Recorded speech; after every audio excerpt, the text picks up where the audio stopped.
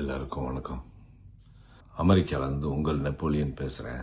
இன்றைக்கு ஜூன் 10 காலையில் ஒரு அதிர்ச்சி செய்தி எனக்கு வந்தது. என்னுடைய குருநாதர் திரு பாரதிராஜா அவர்கள் இயற்கை எழுதிவிட்டார் அப்படிங்கிறது தான். ரொம்ப நாளாக அவர் உடம்பு சேர்க்காமல் இருந்தார்.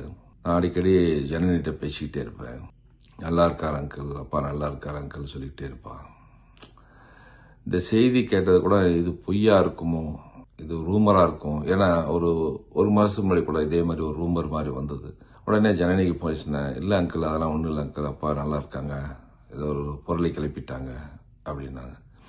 அதே மாதிரி இதுவும் ஒரு பொருளியாக தான் இருக்கும் அப்படின்னு தான் நினச்சேன். ஜனனிக்கு உடனே ஃபோன் பேசினேன்.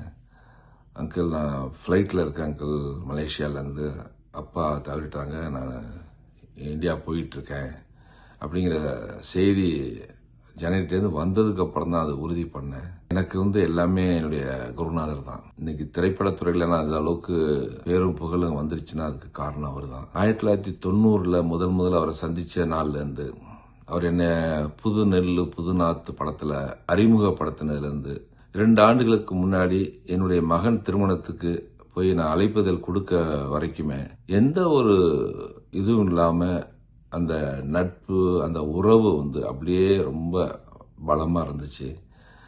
இடையில் அப்பப்போ டைரக்டர் பல விஷயங்களுக்கு பொது சேவைகள் பண்ணும்போது பொது காரியங்களில் எனக்கு அவருக்கு நிறையா கருத்து வேறுபாடு வரும். நான் ஒன்று சொல்வேன், டைரக்டர் உனக்கு என்னடா தெரியும் சும்மாறா அப்படிம்பாரு.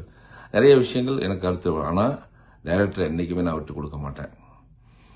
அதில் இன்றைய வரைக்கும் நான் கடைபிடிச்சிட்டு தான் வரேன். என் லைஃப் முழுக்க அவரை நான் மறக்க மாட்டேன். எனக்கு அரசியலில் கலைஞர் அவர்கள் எப்படி குருவோ அதே மாதிரி சினிமாவில் என்னுடைய குருநாதர்னா அது பாரதிராஜா சார் தான்.